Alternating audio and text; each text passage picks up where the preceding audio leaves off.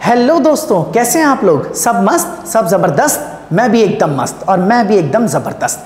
तो मैं आप लोगों का स्वागत करता हूं अपने इस प्यारे से YouTube चैनल पर जिसका नाम है इन फिजिक्स। और आज की क्लास में हम लोग कंटिन्यू करेंगे कॉम्प्लेक्स नंबर वाले चैप्टर को। जैसा कि पिछले क्लासेस के अंदर हम लोगों ने एक्सरसाइज 4.1 कंप्लीट कर ली थी और आज की क्लास में हम इसके आगे वाले पार्ट को डिस्कस करेंगे। और आज की क्लास का जो टॉपिक है उसका नाम है modulus of a complex number. तो मैं ना आज की क्लास में आप लोगों को modulus of a complex number पढ़ाऊंगा और इसके ऊपर बेस्ड जितने भी एनसीईआरटी के अंदर सवाल हैं वो सारे आज ही की क्लास में कंप्लीट करवा दूंगा।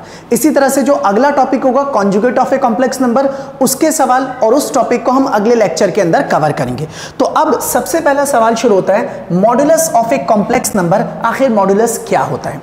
देखो, मॉडुलस किसे कहा जाता है, इसका क्या मतलब होता है, इस बात को मैं कवर करूंगा बाद में जब मैं आप लोगों को पढ़ाऊंगा एर्गेंट प्लेन या फिर कॉम्प्लेक्स प्लेन। अभी आज की क्लास में मैं बस आपको ये सिखाने वाला हूं कि मॉडुलस कैसे निकालते हैं और एनसीईआरटी में इसके जो क्वेश्चंस हैं हम उनकी बात करेंगे। तो सबसे पहले शुरू करते हैं modulus of a complex number को। देखिए ध्यान से, मान लीजिए आप लोगों के पास कोई एक कॉम्प्लेक्स नंबर है z इज इक्वल टू में a प्लस आयोटा b। ये रहा एक कॉम्प्लेक्स नंबर। अगर कभी भी आपको किसी कॉम्प्लेक्स नंबर का मॉडुलस निकालना हो तो ये ना इसका सिंबल होता है, आप z और इसके साथ में दो पैरेलल लाइंस लगा लीजिए। इसे बोलते हैं modulus of a complex number का रिप्रेजेंटेशन। हमने इसको ऐसे लिखा। अब यहां से जब कभी भी आप लोगों को कॉम्प्लेक्स नंबर का मॉडुलस निकालना हो तो बड़ा सिंपल सा तरीका है। आप क्या कीजिए, रियल पार्ट का स्क्वायर कर दीजिए, इमेजिनरी पार्ट का स्क्वायर कर दीजिए और दोनों को जोड़ दीजिए। बस ये आपके पास क्या आ गया, आपके कॉम्प्लेक्स नंबर का मॉडुलस। मैं आपको एक छोटा सा एग्जांपल करके दिखाता हूं इसके ऊपर बेस्ड, ध्यान से देखिएगा। एग्जांपल नंबर 1, सपोज कर लो मेरे पास एक कॉम्प्लेक्स नंबर है z इज इक्वल टू में 3 + 4 आयोटा और मुझे इसका मॉडुलस निकालना है। तो आप इस तरीके से लिखेंगे, modulus of complex number z is equal to में under root of a square plus b square. इसका मतलब यहाँ पर a कौन है, 3 का स्क्वायर, और b कौन है, 4 का स्क्वायर। तो आप इसे लिखेंगे 3 square is 9, 4 square is 16, 16 + 9 is 25 और 25 का रूट कितना हो जाएगा, 5। इसका मतलब ये आ गया आपके पास कॉम्प्लेक्स नंबर का मॉडुलस। इसी तरह से एक और छोटा सा एग्जाम्पल देखते हैं, देखिए जरा। नेक्स्ट, मान लीजिए आपके पास एक कॉम्प्लेक्स नंबर है z इज इक्वल टू में sine theta plus iota and this is cos theta. मुझे इसका मॉडुलस निकालना है। तो z modulus is equal to under root of sine theta का स्क्वायर और फिर प्लस में दिस इज कॉस थीटा और इसका भी स्क्वायर। और सबको पता है कि sine square plus cos square कितना होता है, 1। तो यहां पर आ जाएगा अंडर रूट ऑफ 1 इज 1। तो ये आ गया हमारे पास modulus of a complex number. इसका मतलब मॉडुलस निकालना बिल्कुल आसान है। आपको जो भी कॉम्प्लेक्स नंबर दिया जाएगा उसे लीजिए, उसके रियल पार्ट का स्क्वायर, इमेजिनरी पार्ट का स्क्वायर, इनको ऐड कीजिए और इसका क्या निकाल दीजिए, स्क्वायर रूट। तो this is the modulus of a complex number. अब ना मैं आप लोगों को एनसीईआरटी के सवालों पर लेकर के आता हूं। देखो यार, एनसीईआरटी में ये जो सवाल है ना, ये आगे पीछे कहीं ना कहीं लिखे हुए हैं। तो मैंने क्या किया, जितने भी किताब के अंदर modulus of a complex number पर बेस्ड क्वेश्चंस थे, आज की क्लास में हम वो सारे कवर करेंगे। तो आप जब देखोगे ना तो सवालों का सीक्वेंस बड़ा अलग सा होगा। जैसे यहाँ पे क्वेश्चन नंबर 9 है, इसके नेक्स्ट क्वेश्चन को देखोगे, फिर यहाँ पे क्वेश्चन नंबर 5 है। ये मैंने इसलिए किया है कि शुरुआत में सबसे इजी क्वेश्चंस, फिर उससे टफ, फिर उससे टफ, तो डिफिकल्टी लेवल बढ़ाते हुए अलग अलग टाइप के क्वेश्चंस करवाए हुए। तो चलिए शुरुआत करते हैं एनसीईआरटी का क्वेश्चन नंबर 9, वो भी मिसक्लेनियस का। और यहां मैंने एनसीईआरटी लिखा है कि जो क्वेश्चन करा रहा हूं वो किसके हैं, एनसीईआरटी के। चलिए शुरू करते हैं इस सवाल को। हमसे कहा गया है find the modulus of this number. आपको इसका मॉडुलस निकालना है। चलिए काम करते हैं। सबसे पहले ना मैंने इस नंबर को लेट कर लिया z। तो z इज इक्वल टू हो गया क्या, दिस इज 1 प्लस में आयोटा अपॉन 1 माइनस आयोटा, फिर minus, this is minus 1 minus iota upon 1 plus iota. तो पहले ना भाई आप इसको सिंपलेस्ट फॉर्म में ले आइए। तो चलो पहले हम इसको सॉल्व करते हैं। जब आपका आंसर आ जाएगा फिर उसका क्या निकालेंगे, मॉडुलस। तो आपको साफ साफ दिखाई दे रहा है यहां पर ना नीचे वाली जो टर्म है हम उसका एलसीएम ले लेते हैं। तो ये रहा 1 माइनस आयोटा, इसे लिख दीजिए 1 प्लस आयोटा। जब आप इसको इधर की तरफ लाएंगे तो ये 1 प्लस आयोटा का whole square as it is, बीच में आ गया माइनस, इसको इससे मल्टीप्लाई कीजिए तो ये रहा 1 माइनस आयोटा होल स्क्वायर। अब मैं इसको होल स्क्वायर को ओपन कर देता हूं, bracket start, a plus B का होल स्क्वायर ओपन कीजिए a square plus B square plus 2ab bracket close, फिर माइनस में दोबारा से फॉर्मूला खोलिए A square plus B square और माइनस में 2ab ब्रैकेट क्लोज, और इस पूरी की पूरी टर्म के नीचे a minus B, A plus B का फॉर्मूला लगाएंगे तो A square minus B square. अब यहां पर 1 का स्क्वायर 1, आयोटा स्क्वायर इज -1 और प्लस में यहां पर आ जाएगा 2 आयोटा और ब्रैकेट क्लोज, फिर माइनस, फिर से 1 का square is 1, iota square is -1 और यहां पर आ जाएगा -2 आयोटा एज इट इज, और इस पूरी टर्म के नीचे 1 का square 1 and this iota square is -1। अब यहां देखिए ये +1 और -1 कैंसिल हो गए, ये +1 -1 कैंसिल, आपके पास बचेगा क्या 2 आयोटा, ये माइनस और ये माइनस मल्टीप्लाई होकर के +2 आयोटा, और नीचे आ जाएगा 1 प्लस, क्योंकि माइनस माइनस प्लस 1, तो ऊपर आ गया आपके पास 4 आयोटा, नीचे आ गया 2, और आप इसको इससे कट कर दीजिए, आपका आंसर आ गया 2 आयोटा। मैंने अभी बस इसको सिंपलेस्ट फॉर्म में लिखा है। इसका मतलब ये हुआ कि मुझे z का पता लग गया कि z इज इक्वल टू कितना लिखा है, दिस इज 2 आयोटा। अच्छा, मैं इसे चाहूं तो स्टैंडर्ड फॉर्म में लिख सकता हूं ना, a प्लस आयोटा b के फॉर्म में, तो आप इसे लिख दीजिए 0 + 2 आयोटा, और मुझे इसी का क्या निकालना है, मॉडुलस। और मैं ये जानता हूं कि मॉडुलस निकालना है तो z modulus is equal to √(a² + b², तो a की वैल्यू 0 और b की वैल्यू 2 का स्क्वायर लिख देंगे, तो यहां पर आ जाएगा √4 और 4 का स्क्वायर रूट इज 2। इसका मतलब आपके इस कॉम्प्लेक्स नंबर का जो मॉडुलस है दैट इज 2। चलिए एक और सवाल पर आते हैं। नेक्स्ट, ये भी एनसीईआरटी मिसलेनियस का क्वेश्चन नंबर 5 है, और अब आपको दिया गया है if z1 is equal to 2 minus iota, z2 is equal to 1 plus iota, तो आपको मॉडुलस निकालना है इस वाली टर्म का। तो चलो पहले हम इस टर्म के मॉडुलस को कैलकुलेट करने के लिए इस टर्म को कैलकुलेट करते हैं। तो मैं यहां से शुरुआत कर रहा हूं, ध्यान दीजिएगा सब लोग। इस जगह पर हमें जो दिया गया है वो है z1 प्लस z2, उसके बाद +1, और अपॉन में यहां लिखा हुआ है this is z1 minus z2 +1, इसका मॉडुलस निकालना है। तो मैंने एक काम किया, इसके अंदर ना z1 की जगह z1 रख दीजिए और z2 की जगह z2। What is your z1, this is 2 minus iota bracket close, plus what is your z2, this is 1 plus iota bracket close, और +1 की जगह +1। ऐसे ही इसके नीचे फिर से z1 की जगह z1 2 माइनस आयोटा, फिर माइनस z2 की जगह z2 1 प्लस आयोटा, और फिर +1 और मॉडुलस एज इट इज। इसके नेक्स्ट स्टेप में 2 माइनस आयोटा ऐसे ही रहने देते हैं। अगर मैं इस ब्रैकेट को ओपन करूं तो ये भी हो जाएगा 1 प्लस आयोटा, और नीचे भी यहाँ पर ऊपर की तरफ +1 एज इट इज। नीचे भी आपके पास यही टर्म है 2 माइनस आयोटा। जब ये ब्रैकेट ओपन करोगे, ये माइनस जब अंदर मल्टीप्लाई होगा तो माइनस का 1 और माइनस का आयोटा, और यहाँ पर आ जाएगा +1 एज इट इज। अच्छा, ये minus iota plus iota cancel, और यहाँ पर +1 और -1 कैंसिल, तो आपके पास 2 + 1 + 1 ये कितना हो गया 4, और नीचे की तरफ ये बच्चा 2, तो 2 की जगह 2, minus iota this is -2 iota. तो इसका मतलब मैंने इसको सिंप्लीफाई किया तो ये इस फॉर्म में आ गया। इसके आगे और भी चीजें हैं, देखिए जरा, आप इसे ऐसे ही रहने दीजिए, 4 की जगह 4, नीचे से 2 कॉमन है तो मैंने 2 कॉमन ले लिया, और 2 कॉमन ले लेंगे तो हमारे पास क्या बचेगा, दिस इज 1 माइनस में आयोटा एज इट इज, और यहां पर अगर मैं 2 से इसको कट करूं तो मेरा आंसर क्या आ जाएगा, 2 अपॉन में 1 माइनस आयोटा और इस पूरे का मॉडुलस। अब आप इसको रैशनलाइज कर लीजिए, 2 की जगह 2, नीचे आ जाएगा 1 माइनस आयोटा, इसे आप लिख दीजिए 1 प्लस में आयोटा, इसे हम लिखेंगे 1 प्लस आयोटा, और अपॉन में भी 1 plus iota as it is, और ये निकालना है इसका मॉडुलस। तो अगले स्टेप में 2 की जगह 2 एज इट इज, ये रहा 1 प्लस में आयोटा, और नीचे a minus B, A plus B का फॉर्मूला खोलेंगे तो a² माइनस b², और मॉडुलस की जगह मॉडुलस। अब यहां से 2 as it is, 1 plus iota भी एज इट इज, नीचे आ जाएगा 1, और आयोटा स्क्वायर इज -1, तो यहां पर -1 रख दिया मैंने, तो आप इसे लिखिए 2 ब्रैकेट में 1 प्लस में आयोटा, और नीचे 1 + 1 इज 2, और मॉडुलस एज इट इज, 2 से 2 कैंसिल। इसका मतलब अब आपको मॉडुलस निकालना है 1 प्लस आयोटा का। तो अगर इसका मॉडुलस निकालना है तो सबको पता है मॉडुलस निकालने के लिए रियल पार्ट का स्क्वायर यानी कि 1 का स्क्वायर, और इमेजिनरी पार्ट 1 है, आयोटा नहीं है, आयोटा के साथ जो नंबर है दैट इज इमेजिनरी पार्ट, तो 1 का स्क्वायर। तो मेरा फाइनल आंसर कितना आ गया, 2। इसका मतलब है कि हमने यहां से इसके मॉडुलस को कैलकुलेट किया तो उसका आंसर कितना आ गया, दैट इज √2। तो ये था हमारे पास एक बेसिक सा सवाल जिसके अंदर हमने इस टर्म का मॉडुलस निकाल दिया।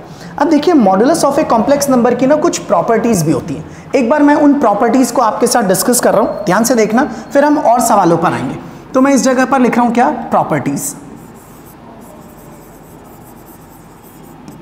प्रॉपर्टीज, अब कौन कौन सी प्रॉपर्टी? नंबर 1, सबसे पहली चीज, अगर आपके पास कोई एक कॉम्प्लेक्स नंबर है, आप उसका मॉडुलस निकाल लो, या फिर उस कॉम्प्लेक्स नंबर के नेगेटिव का मॉडुलस निकालो, कोई फर्क नहीं पड़ता, आंसर कैसा आएगा? सेम आएगा, बिल्कुल सेम। यह है प्रॉपर्टी नंबर 1। एक और प्रॉपर्टी देखिए नंबर 2। मान लीजिए आपके पास कोई एक कॉम्प्लेक्स नंबर है, इधर ध्यान दीजिएगा। सपोज कर लो ये एक कॉम्प्लेक्स नंबर है, मुझे किसी ने बोला इस कॉम्प्लेक्स नंबर का स्क्वायर करो और उसके बाद क्या निकालो? इसका मॉडुलस। या फिर अगर आप चाहो तो पहले इसका मॉडुलस निकाल लो और बाद में स्क्वायर कर दो, कोई फर्क नहीं पड़ता, आंसर कैसा आएगा? सेम आएगा। अब जरूरी नहीं है स्क्वायर, अगर आप इसका क्यूब कर लो फिर मॉडुलस निकालो, या मॉडुलस निकाल लो फिर क्यूब कर लो, रिजल्ट कैसा आएगा? बिल्कुल सेम। तो मैं यहां से ये बताना चाहता हूं कि अगर आपके पास कोई कॉम्प्लेक्स नंबर है और आपने उस कॉम्प्लेक्स नंबर की पावर n निकाली और उसके बाद उसका मॉडुलस कर दिया, या आप पहले उसका मॉडुलस निकाल लो और उसके बाद उसकी पावर n रख दो, दोनों से जो रिजल्ट आएगा वो कैसा आएगा? बिल्कुल सेम। ये थी दूसरी प्रॉपर्टी। एक और प्रॉपर्टी ध्यान से सुनिएगा, नंबर 3, तीसरी प्रॉपर्टी। मान लीजिए मेरे पास दो कॉम्प्लेक्स नंबर है, एक Z1 और दूसरा कॉम्प्लेक्स नंबर Z2। आप दोनों नंबर को मल्टीप्लाई कर लो और उसके बाद उसका मॉडुलस निकालो, या फिर आप पहले नंबर का मॉडुलस एक अलग निकाल लो, दूसरे नंबर का मॉडुलस अलग निकाल लो और बाद में दोनों को मल्टीप्लाई कर दो, रिजल्ट कैसा आएगा? सेम। यानी कि Z1 Z2 का मॉडुलस जो है वो बराबर होता है modulus of Z1 into modulus of Z2। यही सेम कहानी आप लोगों को डिवीजन में भी नजर आएगी। नंबर 3 के बाद नंबर 4। अगर मान लीजिए Z1 और Z2 दो कॉम्प्लेक्स नंबर है, आप उन्हें डिवाइड कीजिए और उसका मॉडुलस निकाल लीजिए, या फिर आप एक काम करो, Z1 का मॉडुलस अलग निकाल लो, Z2 का मॉडुलस अलग निकाल लो और बाद में इन्हें डिवाइड कर दो, कोई फर्क नहीं पड़ता, रिजल्ट सेम आएगा। लेकिन इस बात का ख्याल रखना कि Z2 कोई भी कॉम्प्लेक्स नंबर हो सकता है, मगर कभी भी वो 0 नहीं होना चाहिए, क्योंकि अगर ये 0 हो गया तो ये सब कुछ नॉट डिफाइंड हो जाएगा। इसके अलावा मॉडुलस और कॉन्जुगेट की भी कुछ प्रॉपर्टी है मिला करके, वो हम नेक्स्ट क्लास के अंदर डिस्कस करेंगे। फिलहाल के लिए जो आपकी किताब के हिसाब से यही है, तो ये है आपके पास प्रॉपर्टीज। जैसे एक सिंपल सी बात आपको समझाता हूं, ध्यान से देखिएगा। एक एग्जांपल, मान लो मैंने आपके सामने लिखा z इज इक्वल टू में दिस इज 2 + 3 आयोटा, और मुझसे ये कहा गया कि फाइंड कीजिए, बताइए कि z² का मॉडुलस कितना होता है, हमें इसे फाइंड आउट करना है। तो भाई अगर आप इसका सॉल्यूशन स्टार्ट करो तो आपको निकालना है z² का मॉडुलस, तो आप इस प्रॉपर्टी का इस्तेमाल करके इसे लिख दीजिए क्या, z मॉडुलस, और उसके ऊपर क्या डाल दीजिए? स्क्वायर। और z आप लोगों को पता ही है, और z का मॉडुलस अगर आपको निकालना है तो रूट, और यहां पर आप लिखेंगे 2 का स्क्वायर, फिर प्लस में लिखेंगे 3 का स्क्वायर, और इस पूरे के ऊपर क्या आ जाएगा? स्क्वायर। मैंने z की जगह z का क्या रख दिया? मॉडुलस। और उसके बाद से स्क्वायर से रूट हटा दीजिए, तो 2 का स्क्वायर हो गया 4, 3 का स्क्वायर 9, यानी कि 4 और 9 ऐड करेंगे तो कितना हो गया? 13। तो ये मेरे पास z² का क्या आ गया? मॉडुलस। अगर आप इसको ऐसे करते कि पहले आप इसका स्क्वायर करो फिर उसका मॉडुलस निकालो, तो वो भी ठीक था, लेकिन वो थोड़ा सा बड़ा पड़ता है इसके कंपैरिजन में। फिर आपको होल स्क्वायर ओपन करना पड़ता है, a² + b² + 2ab, उसके बाद उसको सॉल्व करते हैं, फिर उसके बाद क्या निकालना पड़ता है? इसका मॉडुलस। तो इसलिए ये वाला तरीका ज्यादा बेटर रहेगा, आप इन प्रॉपर्टीज को इस्तेमाल करेंगे। अब इनके ऊपर बेस्ड ना और भी क्वेश्चंस हैं। चलिए अब हम अगले सवाल पर आते हैं। देखिएगा ध्यान से, ये NCERT का एग्जाम्पल नंबर 8 है। अब आप इसे कैसे करेंगे समझिए। देखिए इस सवाल के अंदर आपको कहा गया इफ अगर x + आयोटा y बराबर है a + आयोटा b अपॉन में a - आयोटा b के, तो प्रूफ कीजिए कि x² + y² की वैल्यू कितनी आएगी? 1। अच्छा देखो, मॉडुलस अगर आप किसी कॉम्प्लेक्स नंबर का निकालते हो तो उसके अंदर ही a² + b² आता है। तो जब भी यहाँ स्क्वायर दिखे ना, a² + b², x² + y², तो यूँ समझ लो कि आपको एक हिंट मिल गया है इस चीज का कि भाई इसमें क्या लग सकता है? मॉडुलस। मॉडुलस से ही आपको क्या नजर आएगा? स्क्वायर। तो चलिए अब हम इस सवाल को सॉल्व करने के लिए दोनों साइड पर मॉडुलस ले लेते हैं। तो मैंने यहां पर लिख दिया क्या? x + आयोटा y, और टेकिंग मॉडुलस बोथ साइड, और इस तरफ भी मॉडुलस ले लिया, this is a + iota b as it is, और ऐसे ही आप इसे लिखेंगे a - आयोटा b, इसका भी मॉडुलस एज इट इज। अब ना अभी अभी मैंने आपको प्रॉपर्टी पढ़ाई है, हम उसी को अभी यूज करेंगे। यहां मैंने लिख दिया x प्लस में iota y as it is. मैंने क्या प्रॉपर्टी पढ़ाई अभी आपको कि अगर आपके पास z1 अपॉन z2 का मॉडुलस निकालने के लिए कहा जाए तो आप उसे लिख सकते हैं z1 modulus upon z2 modulus. तो मैं भी यही काम करने जा रहा हूं। ऊपर एक कॉम्प्लेक्स नंबर है, नीचे भी, तो ऊपर का मॉडुलस अलग लिख लेते हैं a प्लस में आयोटा b मॉडुलस, और नीचे के लिए अलग लिख लेते हैं a माइनस में आयोटा b, इसका भी क्या डाल देते हैं मॉडुलस। अब देखो मॉडुलस आपको निकालना आता ही है, कैसे लिखेंगे, under root of this is X square plus में वाई स्क्वायर, इसका भी मॉडुलस लिखेंगे तो under root of this is A square plus B square, और ऐसे ही नीचे भी लिखेंगे तो ये भी आ गया under root of this is A square plus B का स्क्वायर। कई बच्चे नेगेटिव को लेकर के कंफ्यूज हो जाते हैं, बिल्कुल नहीं भाई, आप सिर्फ ना बी लिखिए और उसका स्क्वायर कर दीजिए। अगर कोई नेगेटिव बी भी लेता है तो नेगेटिव बी का स्क्वायर भी क्या होगा, प्लस बी स्क्वायर। अब देखो ऊपर वाली टर्म और नीचे वाली टर्म कैसी है, सेम। आपके पास ये बचा, आप इसे यहां लिखिए, under root of this is X square plus Y square is equal to 1। अगर मैं स्क्वायरिंग कर दूं दोनों साइड पर तो ये लीजिए आपके पास आंसर आ गया X square plus Y square is equal to 1। हमें यही प्रूफ करना था और हमने प्रूफ कर दिया। ठीक है, अब नेक्स्ट क्वेश्चन पर आते हैं। ये था एनसीईआरटी का मिसक्लेनियस का एग्जाम्पल नंबर 8। नेक्स्ट क्वेश्चन देखिए, अगला सवाल है मिसक्लेनियस का क्वेश्चन नंबर 4, इसी लॉजिक पर बेस्ड है, मॉडुलस के ऊपर ही। अब आप देख सकते हैं यहां लिखा है x माइनस आयोटा वाई, और यहां देखो लिखा है X square plus Y square. तो मैंने कहा ना जब भी स्क्वायर में टर्म दिखे आप समझ लेना कि मॉडुलस ही अप्लाई करना है, वही चीज एक हिंट की तरह काम करेगी। तो अब हम इसको शुरू करते हैं, देखिए ध्यान से। सबसे पहले एक काम करते हैं, जो क्वेश्चन है मैंने उसको पहले एज इट इज नोट कर लिया, x minus iota Y as it is, और यहां पर under root of this is a minus में आयोटा b, और नीचे की तरफ आ गया c माइनस में आयोटा d। पहले मैंने दोनों साइडों पर ना स्क्वायरिंग कर दी ताकि ये रूट हट सके। जब मैं स्क्वायरिंग करूंगा तो ये बन जाएगा x माइनस आयोटा वाई इसका होल स्क्वायर, और यहां पर आपके पास आ जाएगा a माइनस में आयोटा b, और इसके नीचे आ गया c माइनस में आयोटा d। अब हम एक काम करते हैं, लिख देते हैं टेकिंग मॉडुलस बोथ साइड। तो मैं दोनों साइड पर मॉडुलस ले रहा हूं, मैंने इसको लिख दिया x माइनस आयोटा वाई इसका होल स्क्वायर, और इसके ऊपर क्या ले लिया, मॉडुलस। इसी तरीके से आप इधर भी मॉडुलस लिखेंगे तो ये हो जाएगा a माइनस में आयोटा b, और नीचे की तरफ लिख लीजिए c माइनस में iota d as it is. आपको अभी अभी मैंने एक प्रॉपर्टी पढ़ाई, और वो प्रॉपर्टी क्या थी, ध्यान दीजिएगा। मैंने आपसे कहा था कि अगर आप किसी नंबर का स्क्वायर कर लीजिए उसके बाद मॉडुलस निकालिए, या फिर किसी नंबर का मॉडुलस निकाल लीजिए उसी नंबर का और फिर स्क्वायर कर दीजिए, रिजल्ट पर असर नहीं पड़ेगा, दोनों बातें सेम है। तो वही चीज मैं यहाँ पे यूज करने जा रहा हूँ। यहां पर ना कॉम्प्लेक्स नंबर का स्क्वायर और फिर मॉडुलस निकालना है, तो मैंने इसको लिख दिया x माइनस आयोटा वाई इसका मॉडुलस, और इसके ऊपर क्या डाल दिया, स्क्वायर। इसके अगले स्टेप में दो चीजें डिवाइड में, तो दोनों का मॉडुलस अलग अलग। ऊपर लिखेंगे a माइनस आयोटा b, और नीचे भी लिख देंगे क्या, a प्लस में आयोटा b। ऊपर का मॉडुलस अलग और नीचे का मॉडुलस अलग। अब इसका नेक्स्ट स्टेप यहां देखते हैं, x माइनस आयोटा वाई। अगर मैं बोलूं इसका मॉडुलस क्या होगा, तो आप इसे लिखेंगे x का स्क्वायर प्लस y का स्क्वायर, लेकिन याद रखना पूरे पर स्क्वायर है तो मैंने पूरे पे होल स्क्वायर डाल दिया। ऊपर वाली टर्म का मॉडुलस अगर निकालते हैं हम लोग, ओहो मैंने एक छोटी सी गड़बड़ कर दी यहाँ पर, और ये मिस्टेक मैं ठीक कर लेता हूँ। यहाँ c माइनस आयोटा डी था, मैंने a प्लस आयोटा b लिख दिया, तो मैं इसको लिख देता हूँ वापस c माइनस में iota d modulus as it is. तो अब अगर मैं इसका मॉडुलस लूँ तो यहाँ पर आप लिखेंगे under root of this is a square plus b square as it is, और ऐसे ही नीचे c माइनस आयोटा d का मॉडुलस लिखेंगे तो ये भी हो जाएगा आपके पास c square plus d square as it is. अब यहाँ पे स्क्वायर से रूट हट जाएगा तो आपका आंसर आ जाएगा एक्स स्क्वायर प्लस में वाई स्क्वायर। और यहाँ पर आप देखिए जरा, ऊपर और नीचे दोनों को सेम रूट में डाल देते हैं, तो यहाँ आप लिख सकते हैं ए स्क्वायर प्लस में बी स्क्वायर, और नीचे की तरफ आप लिख दीजिए सी स्क्वायर प्लस में डी स्क्वायर। अच्छा, इस रूट को हटाने के लिए, क्योंकि तभी इससे मैच करेगा जो हमें प्रूफ करना है, दोनों साइड पर मैंने क्या कर दी, स्क्वायरिंग। और अगर मैं दोनों साइड पर स्क्वायरिंग करूंगा तो मैं इसे लिख देता हूँ X square plus Y square का होल स्क्वायर, और इस तरफ स्क्वायरिंग करेंगे तो रूट हट जाएगा, और ये मेरे पास बचेगा ए स्क्वायर प्लस बी स्क्वायर, और नीचे की तरफ आ जाएगा सी स्क्वायर प्लस में डी स्क्वायर। तो ये रहा हमारा फाइनल आंसर, हमें जो चीज इसमें प्रूफ करनी थी। ठीक है, ये भी सिंपल सा था, दोनों तरफ मॉडुलस लिया, बेसिक कैलकुलेशंस की, आपको आपका रिजल्ट मिल गया। बिल्कुल ऐसा ही एक सवाल और है हमारे पास, ये रहा फिर से, if a plus iota b is equal to x plus iota का whole square upon 2x square plus 1।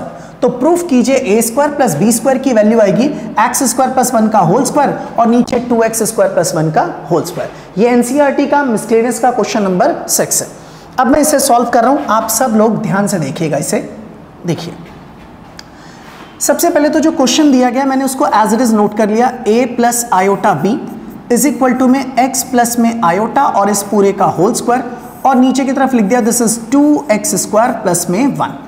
Taking modulus both side, मैंने दोनों साइड पर मॉडुलस ले लिया, a प्लस आयोटा बी इसका भी मॉडुलस और इस तरफ भी मॉडुलस ले लिया, तो आप इसे लिखेंगे x प्लस में आयोटा इस पूरे का होल स्क्वायर और इसके नीचे आप लिखिए this is 2x square plus में 1 और यहां पर भी इसका मॉडुलस ले लेते हैं, तो ये रहा मॉडुलस दोनों साइड पर।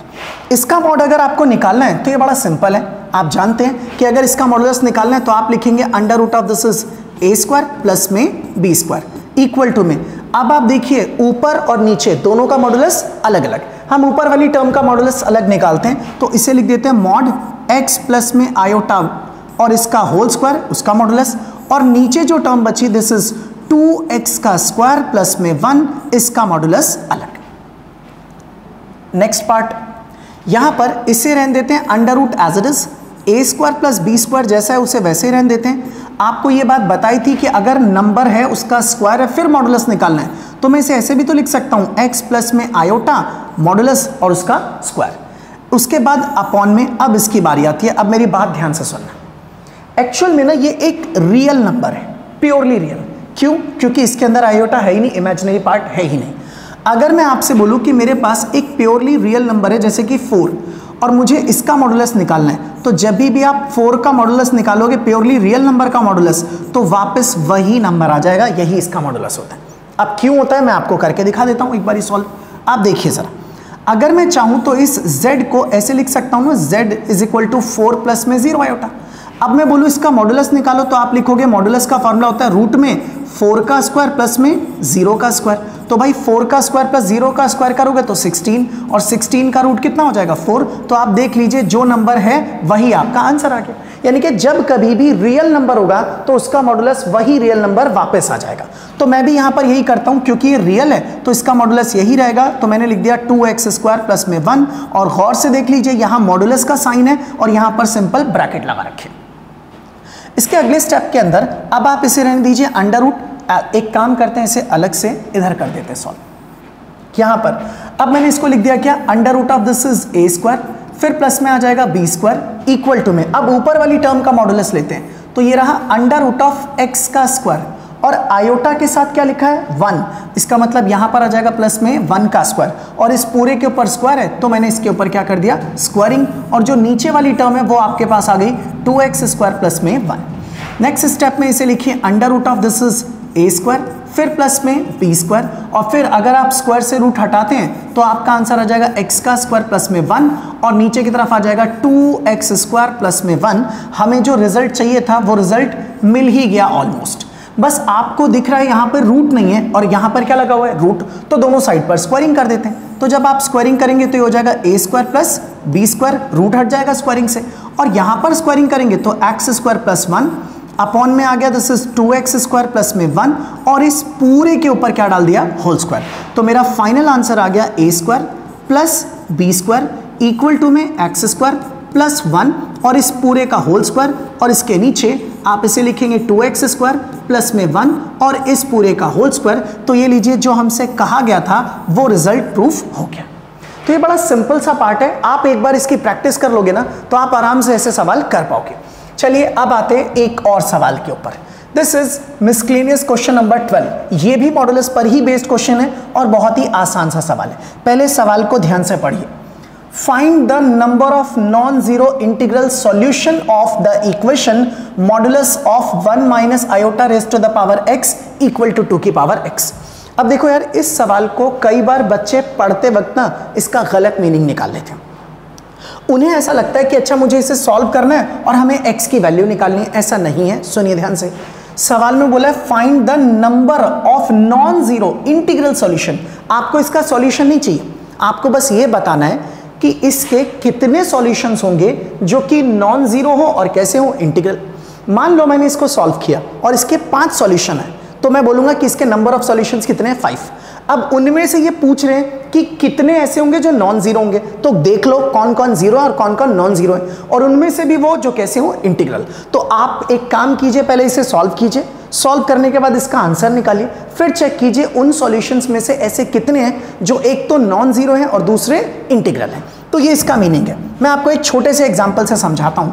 मान लो मेरे पास कोई एक क्वाड्रेटिक इक्वेशन है, for example A x square plus B x plus C और बराबर में आ गया 0। मैंने इस इक्वेशन को क्या किया, सॉल्व किया, और मान लेते हैं कि सॉल्व करने पर मेरा एक आंसर आ गया 4 और एक आंसर आ गया सपोज कर लीजिए 5। हम मान रहे हैं ऐसा कि मैंने मान लिया एक आंसर 4 आ गया, एक आंसर 5 आ गया। अब मैं बोलूं बताना नंबर ऑफ सॉल्यूशंस कितने हैं, आप बोलोगे 2। कौन कौन से, एक है जी x इज इक्वल टू 4 और एक x इज इक्वल टू 5। अब मैंने ये बोला number of non zero solutions कितने, तो आप बोलोगे वो भी 2। क्यों, क्योंकि सर ये भी नॉन जीरो है और वो भी कैसा है, नॉन जीरो। चलिए अगर मैं अपने इस सवाल के आंसर को चेंज कर दूं और मान लो मैंने यहां पर लिख दिया 0, अब मैं पूछूं नंबर ऑफ सॉल्यूशंस कितने, आप बोलोगे 2। Number of non zero solutions कितने, तो आप बोलोगे 1, क्योंकि ये वाला नॉन जीरो नहीं है, ये खुद कितना है, 0। इसका मतलब है आपसे इसमें यही पूछा गया है ऐसे कितने सॉल्यूशंस हैं जो नॉन जीरो हैं और साथ में कैसे हैं, इंटीग्रल भी हैं, यानी कि इंटीजर हैं, मतलब उसकी वैल्यूज इंटीजर आनी चाहिए। तो आपसे सॉल्यूशन नहीं पूछा, आपसे पूछा है नंबर ऑफ सॉल्यूशंस जो कि नॉन जीरो हो और इंटीग्रल हो। आई थिंक आपको ये बात समझ में आ गई होगी। अब मुझे नहीं पता कि ऐसे कितने सॉल्यूशंस होंगे, तो इसका सॉल्यूशन करके देख लेते हैं। चलिए शुरू करते हैं इस सॉल्यूशन को। सबसे पहले हमें जो कहा गया है क्वेश्चन में वो मैंने एज इट इज नोट कर लिया, इक्वल टू में 2 की पावर x दे रखा है हमें सवाल में। अब ये मॉडुलस है, हमें मॉडुलस निकालना आता है, रूट लगाइए 1 का स्क्वायर फिर से 1 का स्क्वायर और इस पूरे के ऊपर पावर कितनी है, x, इक्वल टू में 2 raise to the power x as it is. अब इसके नेक्स्ट पार्ट में 1 का स्क्वायर ये मिलके हो गया 2 और इसकी पावर रूट, और यहां पर आ गया x और यहां पर हो गया 2 raise to the power x। अब आप इसे लिखिए 2 की जगह 2। अच्छा, रूट का मतलब पावर कितनी हो गई, हाफ, और इस पूरे पर भी पावर कितनी है, x, और यहां पर आ गया 2 की power x as it is. इसका नेक्स्ट पार्ट, आप लोगों को ये पता होगा सभी को कि अगर मैं आपसे बोलूं 2 की पावर 3 और उसकी पावर 2 कितनी होती है, तो आप इसे लिखते हैं 2 की पावर 6। इसका मतलब है अगर किसी नंबर की कोई पावर है और उसके ऊपर एक और पावर है तो दोनों पावर मल्टीप्लाई करके लिख दी जाती है। तो भाई यही चीज मैं इसके अंदर भी अप्लाई कर देता हूं, 2 की पावर हाफ और फिर उसकी पावर x, तो मैंने हाफ और x को मल्टीप्लाई किया तो ये बन गया 2 की पावर x बाई 2 और इक्वल टू में 2 की पावर x। और सबको पता है कि बेस अगर सेम होते तो पावर्स इक्वल हो जाती है, तो मैंने यहां पर यही किया, इनकी पावर्स को इक्वल कर दिया, x by 2 is equal to क्या लिख दिया, x। अब बस इसे सॉल्व कीजिए, इसके नीचे रखा 1, इसे क्रॉस मल्टीप्लाई करेंगे तो ये क्या हो गया 2x, और इसको मल्टीप्लाई किया तो इक्वल टू में x। इस x को बराबर के इस साइड ले आइए तो आप लिखेंगे 2x माइनस x और इक्वल टू में क्या आ जाएगा 0, और 2x में से x गया तो आंसर कितना आ गया 0। मतलब मैंने इस इक्वेशन को सॉल्व किया और मेरा आंसर आ गया 0। अब देखो मेरा आंसर 0 है, इन्होंने ये पूछा ही नहीं कि आंसर क्या आएगा, इन्होंने पूछा नंबर ऑफ सॉल्यूशंस, और वो भी कौन से, नॉन जीरो। अच्छा मैं पूछूं वैसे कि कितने सॉल्यूशन है, नंबर ऑफ सॉल्यूशन, तो आप बोलोगे 1।